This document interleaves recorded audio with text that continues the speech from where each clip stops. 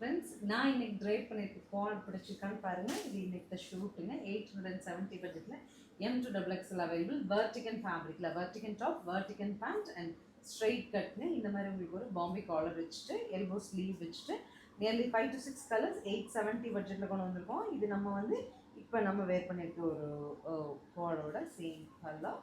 So இதில் same பேட்டர்னில் 6 colours M2XXL available. நீங்கள் என்ன சைஸ்ன்னு மென்ஷன் பண்ணி உங்களுக்கு பிடிச்ச கலர் ஸ்க்ரீன்ஷாட் பண்ணி புக் பண்ணிக்கோங்க. 870.